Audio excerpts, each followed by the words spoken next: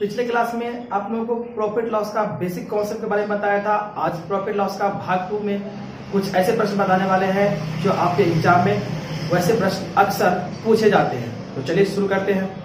प्रश्न है, एक वस्तु को 12% लाभ के बदले 8% लाभ पर बेचने से 132 रुपए कम मिलते हैं, तो उस वस्तु का क्रय मूल्य क्या है? देखिए, कहता है 12% लाभ के बदले 8% लाभ पर बेचने से। देखिए यहाँ बेचने से विक्रय मूल्य की बात कर रहे हैं, तो 12% लाभ पर विक्रय मूल्य क्या होता है हमारा? 112%। पिछले क्लास में हमने ऐसा बताया था कि 12% लाभ पर विक्रय मूल्य क्या हुआ? 100% क्या होता है? क्रय मूल्य होता है। तो लाभ हो रहा है 12%, तो विक्रय मूल्य क्या होता है? क्रय मूल्य प्लस लाभ। क्योंकि विक्रय मूल्य बराबर क्या होता है? क्रय मूल्य प्लस लाभ होता है। और यहाँ मानते थे 100% क्रय मूल्य और लाभ होता था कितना? 12%। तो विक्रय मूल्य कितना होगा? 112%, है ना। तो क्या कर रहा है? एक वस्तु को 12% लाभ के बदले 8% लाभ पर बेचने से, इसको 12% लाभ पर नहीं बेचते, क्या करते हैं? 8% लाभ पर बेचते हैं। मतलब विक्रय मूल्य जहाँ 112% होता नहीं, हम इसको 108% के विक्रय मूल्य पर बेचते हैं, जिसके वजह से 132 रुपये कम मिलते हैं। 132 रुपये हमें कम मिलता है। 132 रुपये कम मिलता है, जहाँ 12% लाभ के बदले 8% लाभ पर बेचने से। विक्रय मूल्य 112 और विक्रय मूल्य दूसरा 108, तो कितना कम है देख लीजिए? 4। तो 4% बराबर 132। अब प्रश्न पूछ रहा है कि उस वस्तु का क्रय मूल्य क्या है? उस वस्तु का क्रय मूल्य क्या होगा? 100%, 100%, तो 132/4 गुना 100। 4 × 12, 4 × 12, 35 रुपये। क्या है? 35 रुपया पर क्या आया? यही आपका वस्तु का क्रय मूल्य। चलते हैं प्रश्न में। प्रश्न है, एक घड़ी को 18% हानि पर बेचा गया। यदि उसे 140 रुपये अधिक में बेचा जाता तो 17% का लाभ होता। तो वस्तु का क्रय मूल्य क्या है? ध्यान दीजिए, 18% का हानि हो रहा है, तो विक्रय मूल्य क्या होगा? तो 100 में जब 18 घटाते हैं, विक्रय मूल्य बराबर क्या होता है? तो विक्रय मूल्य बराबर क्रय मूल्य माइनस हानि होती है, और एक होता है विक्रय मूल्य बराबर क्रय मूल्य प्लस लाभ होता है। तो यहाँ देखिए हानि हो रही है, तो विक्रय मूल्य बराबर क्या होगा? तो क्रय मूल्य माइनस हानि, क्योंकि 18% की हानि हो रही है, तो 100% आपका क्रय मूल्य होगा, 18% की हानि, तो विक्रय मूल्य क्या होगा? 118 घटाते हैं तो कितना होता है? तो 82%। 82% जहाँ है वहाँ पर क्या हो रहा है? 17% लाभ पर बेचा जाता है। 17% 140 रुपये अधिक बेचा जाता है, तो 17% का लाभ होता है। विक्रय मूल्य क्या होगा? 117%। देखिए कितना अधिक में बेचते हैं? तो 140 रुपया। देखिए कितना प्रतिशत अधिक है ये? घटा दें इसको, 17 में से हो जाएगा 5 यहाँ, ठीक है। इसके बाद हो गया आपका 11 में 60 जगह, तो 35% बराबर कितना दे रखा है? 140 रुपये। क्योंकि हम लिखा हुआ 140 रुपये अधिक में बेचा जाता है, यहाँ पे देख लीजिए 35% अधिक है। तो वस्तु का क्रय मूल्य, वस्तु का क्रय मूल्य क्या होगा? 140/35 गुना 100, 7×5 35, 520, ये हमारा क्या मिला? वस्तु का क्रय मूल्य। बढ़ते हैं अगले प्रश्न में।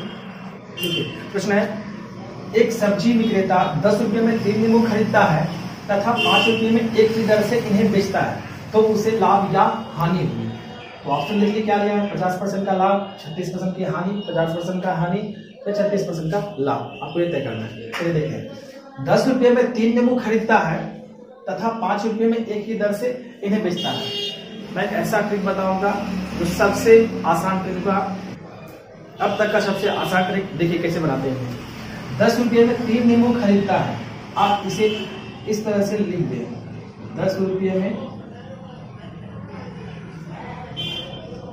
3 नींबू, पहले खरीदने का काम, उसके बाद बेचते हैं। 5 रुपये में 1 की दर से बेचते हैं। 5 रुपये में क्या करते हैं? 1 की दर से बेच देते हैं।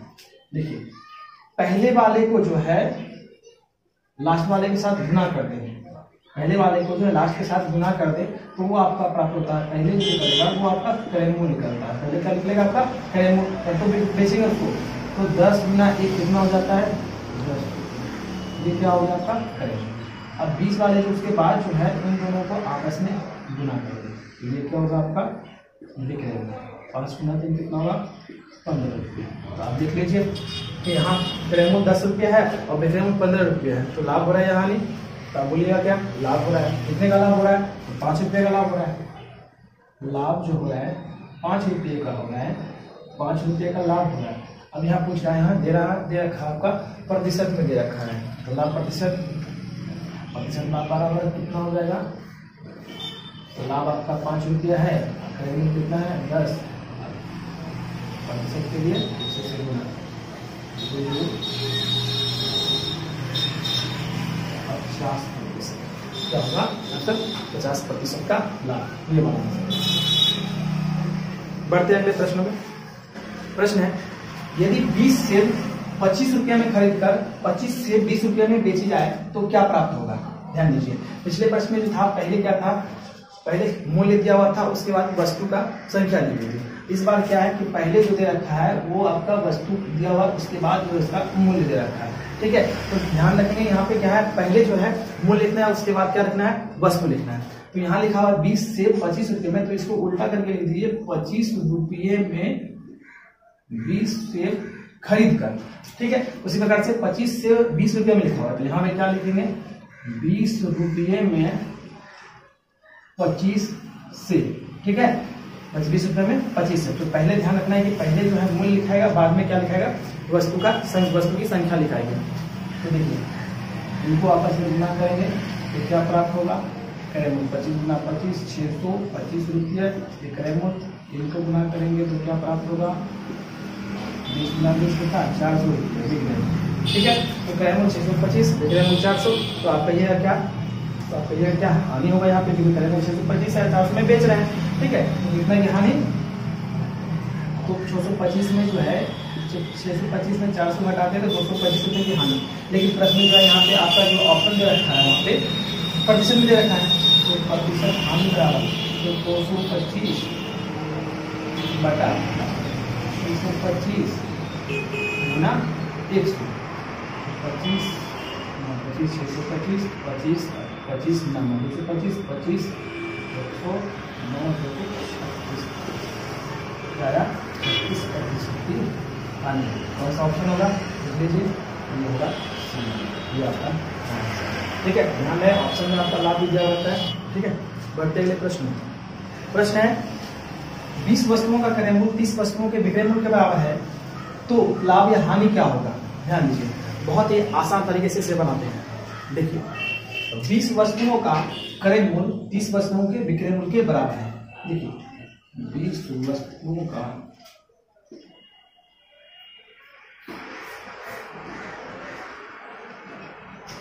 क्रय मूल्य 30 वस्तुओं के विक्रय मूल्य के बराबर है। 30 वस्तुओं के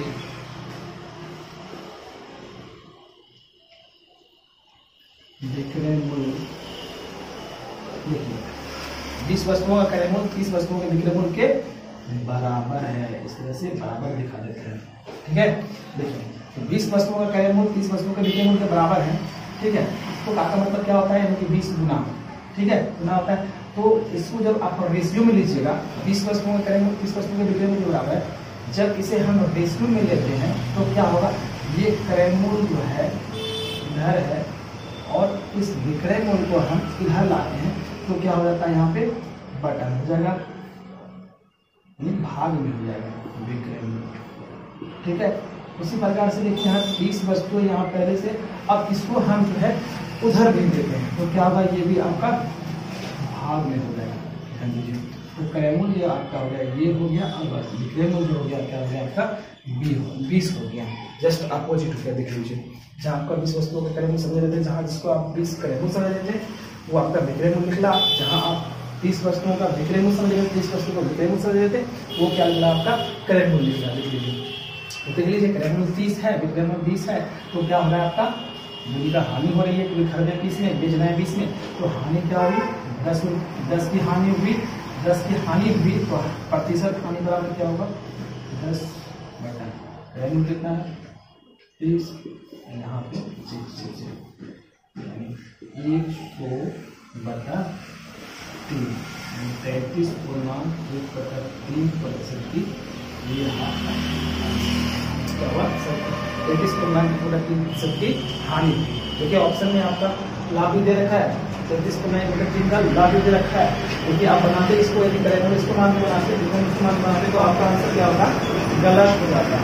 ठीक है, ध्यान रहे हमेशा कि जो भी आपका ऐसे प्रश्न में 20 वस्तु का करेमूल जो दे रखा है, देखिए जस्ट अपोजिट करता है, क्योंकि 20 वस्तुओं का करेमूल 20 वस्तुओं के विक्रय मूल्य के बराबर है, तो हम बराबर कर दें, बीच में बराबर कर देते हैं। अब करेमूल इस विक्रय मूल्य को इधर लाके क्या होगा, भाग में हो जाएगा, अब इसको हम इधर देते तो भाग हो जाएगा। पहले देख लीजिए इसका रेशियो जो आ रहा है, करेमूल और विक्रय मूल्य का जो रेशियो है वो 30 और 20 के रेशियो में। ठीक है, तो क्या हो रहा है, हानि हो रही है, तो हानि कितना हो 33.9। बढ़ते अगले प्रश्न में क्या कह रहा है, 21 नारंगी का क्रय मूल्य 15 नारंगी के विक्रय मूल्य के बराबर हो तो लाभ या हानि क्या है। चलिए देखते हैं उसी प्रकार से 21 नारंगी का क्रय मूल्य जो है वो 15 नारंगी का विक्रय मूल्य के बराबर है। ठीक है, बराबर है। ठीक है, तो इसको इधर भेज देते हैं विक्रय मूल्य को, तो क्या होगा यहाँ पे क्रय मूल्य और इसका अनुपात जो होगा क्रय मूल्य और विक्रय मूल्य, नीचे क्या होगा भाग में विक्रय मूल्य हो जाएगा, क्योंकि इस विक्रय मूल्य को इधर ले आते हैं तो क्या हो जाएगा यहाँ पे रेशियो में क्रय मूल्य और विक्रय मूल्य का रेशियो क्या हो जाएगा 15 और इसको उधर भेज देते हैं तो 21। ये इससे पता चलता है कि क्रय मूल्य और विक्रय मूल्य का जो रेशियो है, समझ लीजिए अच्छे से इसको, क्रय मूल्य और विक्रय मूल्य का जो रेशियो है, ठीक है, इसको काट सकते हैं 15-21। ठीक है, मतलब क्रय मूल्य 15 है और विक्रय मूल्य 21 है, तो क्रय मूल्य 15 है विक्रय मूल्य 21 है, तो क्या हो रहा है, तो आप देखिए 6 का लाभ हो रहा है, लाभ हो रहा है कितने का, 6 का लाभ हो रहा है, क्योंकि क्रय मूल्य 15 में खरीदे 21 में बेचे, तो लाभ कितना हुआ 6 का, तो लाभ प्रतिशत बराबर यहाँ निकाल देते हैं, प्रतिशत लाभ बराबर क्रय मूल्य 15 और प्रतिशत के लिए 100। ठीक है, 3 3 15 40% क्या यार 40% का लाभ, तो आपका होगा आपका 40% का लाभ होगा। ठीक है, अगर हमारा ये वीडियो आप लोगों को पसंद आए तो वीडियो को लाइक करें, कमेंट करके जरूर बताएं। यदि आप हमारे चैनल पर नए हैं तो चैनल को सब्सक्राइब जरूर करें।